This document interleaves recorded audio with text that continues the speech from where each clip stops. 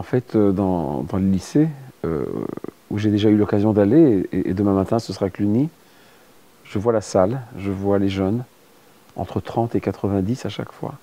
Je vois qu'il y a une grande émotion de leur part. D'un côté, ils ont été préparés, c'est bien, c'est très très bien le travail qu'ils ont fait en amont, mais il y a une grande émotion. Ce qu'ils ne se rendent pas compte, c'est que je suis très ému moi aussi. Mais je ne le montre pas. Et peut-être qu'ils s'imaginent qu'à mon âge, on ne s'émeut plus.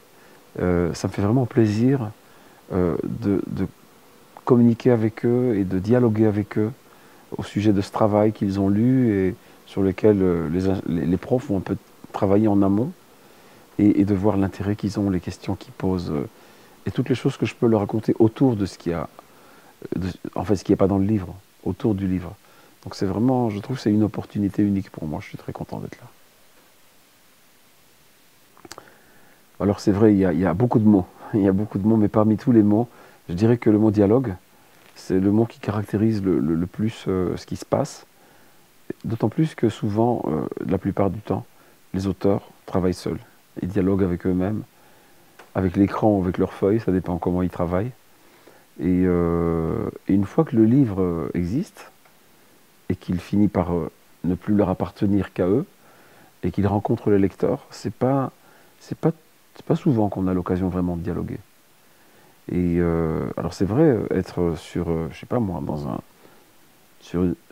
faire une télé ou faire une radio, ok, c'est avec un journaliste, un professionnel, ce sont des jeunes. Ils ont une sensibilité, ils ont une compréhension autre de l'histoire. Mon livre a quelque chose d'historique en soi. Et d'après leurs questions, je sens qu'il faut peut-être que dans mes réponses, je leur ajoute un petit peu de contexte. Mais en tout cas, ils le lisent d'une façon qui me surprend par la maturité et par la sensibilité. J'étais immédiatement très heureux sans savoir de quoi il s'agissait.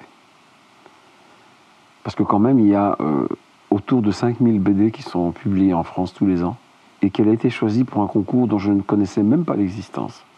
Déjà, ça m'a fait plaisir. Après, j'ai reçu un peu d'informations par Dargaud.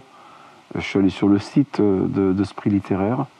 J'ai vu de quelle manière c'était organisé, que c'était la 6e année consécutive que ça se passait. Et je me suis dit, d'abord, c'est une superbe initiative. Rapprocher ces jeunes du livre, c'est pour moi très flatteur qu'une bande dessinée soit considérée dans une catégorie littéraire. C'est très flatteur. Je pense que c'est une juste compréhension de notre travail.